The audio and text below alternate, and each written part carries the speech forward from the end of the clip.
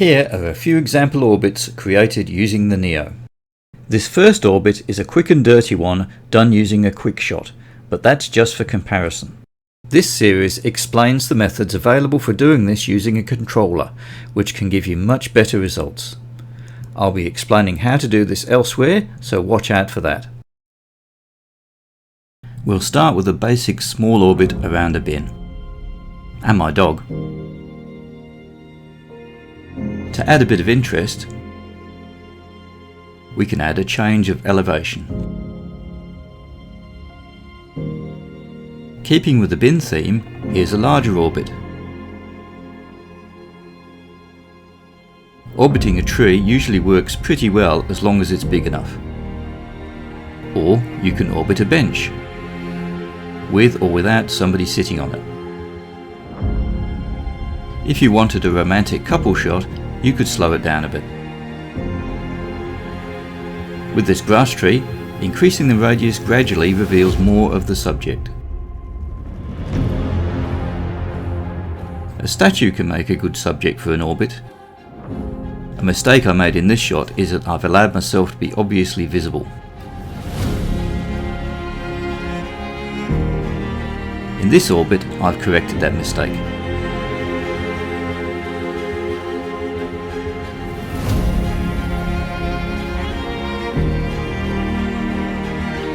A sufficiently large pole can act as the focus for an orbit.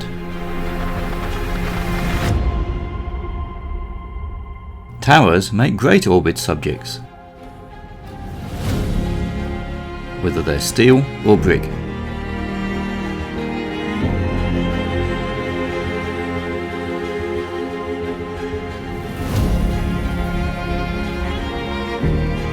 Near or far.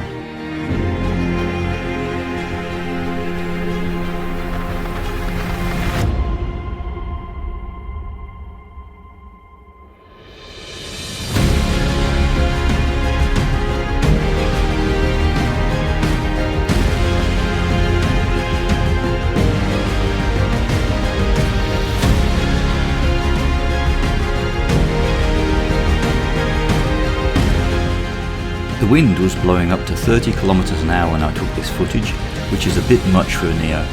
You can see it gets blown around a bit and the stabilisation struggles to cope, so there are a few stutters as frames are dropped. I've made no attempt to mask this in post-production, this is just raw footage from the NEO.